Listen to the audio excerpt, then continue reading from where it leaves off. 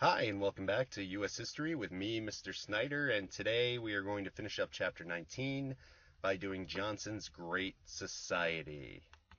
So this is essentially Johnson's domestic policies. Your learning targets are to analyze where Johnson left off after Kennedy's assassination. We will analyze Johnson's goals and actions as seen in his Great Society programs. And we will discuss the major Supreme Court decisions by the Warren Court during this era. And we'll talk about and wrap up the Great Society and talk about exactly what it did. So, Mr. Johnson, President Johnson, serves from 1963 to 1969. He does not run in 1968 because of how unpopular he is because of the Vietnam War. He's a Democrat from Texas. He's known for his great drive and ambition, as we've already talked about with the Civil Rights Program and the Civil Rights Bill of 1964, his Great Society domestic initiative, and escalating our involvement in the Vietnam conflict, which we will talk about next. So Johnson wants to pass the Civil Rights Bill as early as possible, and he gets it done in the summer of 1964. He also declares war on poverty, which is a $1 billion bill to fight poverty, so even more so than Kennedy did. And he also passes the 1964 Economic Opportunity Act, which creates the Job Corps, and the Job Corps trains people 16 to 21 to learn new jobs, new skills for jobs that they will have. And so let's get to the Great Society, which is the bulk of this section. It's Johnson's program he says if we are to become a great society, we need to reduce our poverty and racial injustice. So the aims are poverty, helping cities develop, education, healthcare, immigration, environment, and consumer advocacy. So here we go. Poverty. We already talked about the Economic Opportunity Act. LBJ ends up passing lots of Kennedy's proposals. He also further cuts taxes to get money into people's pockets. He also establishes the Medicare Act, which establishes Medicare and Medicaid. Medicare is for people over 65, and Medicaid is for those with disabilities and those who are too poor. I'll just say poor, or they have a lower socioeconomic status there. That's the politically correct way to say it. So Medicaid is for those with a lower SES, and Medicare is for those over 65. In cities, he creates another executive level department, the Department of Housing and Urban Development, to administer federal housing programs to help people find places to live. In education, he starts the Elementary and Secondary Education Act, which, among other things, directs federal money to schools. He starts Head Start programs, which takes at-risk youth and gets them into education before kindergarten. And the Higher Education Act as well funds scholarships and low-interest loans for college students.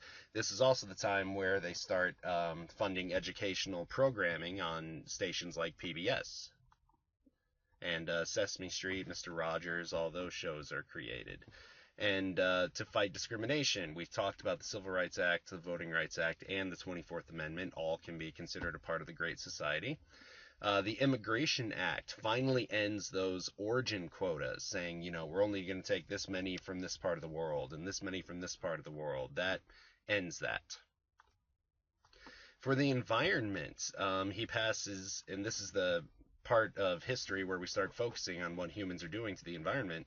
He passes the Clean Air Act amendment, which establishes cars can only pollute a certain amount. He passes the Air Quality Act, which does the same thing for factories. Consumer advocacy, the Truth in Packaging Act, sets standards for further standards for what labels mean. So sugar-free means this, and low-fat means this, and good source of calcium means this. The Department of Transportation is also created to deal with transportation in the air, rail, and highway. And that is the bulk of the Great Society. The Warren Court, we've already talked about Earl Warren, who made the famous Brown versus Board of Education decision. And he also makes a lot more that affects Americans' lives and those rights of criminal defendants in trials. So the first one is Backer versus Carr and Reynolds versus Sims. Basically says that one person, one vote. So let's say election district A has 2 people in it, and election district B has 1 million people in it. That means that election district A's residents, their vote is worth more. So now this changes the way states redraw election districts because the populations have to be equal. Some other decisions, Mapp versus Ohio, says that if evidence is seized illegally, like without a warrant, it cannot be used in court. It has to be thrown out. So that gives police no incentive to get evidence illegally. Gideon versus Wainwright basically provides free legal counsel to those who cannot afford it. And so if you cannot afford a lawyer, one will be appointed to you. And Escobedo versus Illinois says that people have the right to their attorney present during any police questioning. And here's the big one, Miranda versus Arizona. Miranda is arrested and he is convicted on a confession that he claims was coerced or like forced. He was forced to give a confession and he was never read his rights and he didn't know that he didn't have to give a confession for what he did.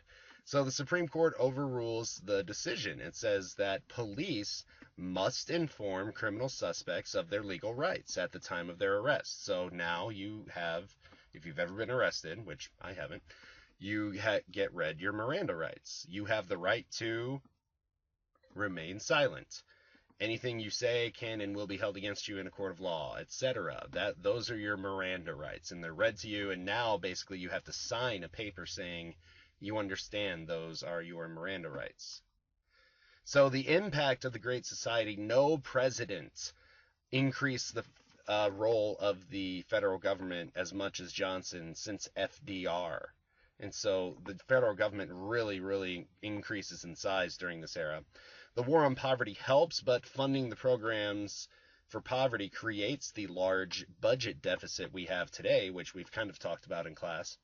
And these Great Society goals are quickly going to be overshadowed by Cold War tensions with the Soviet Union and the war in Vietnam. And if you take a look at this, by 2020, 4 big items could suck up about 92% of all of our tax dollars, and that would leave 8% for everything else in the federal government.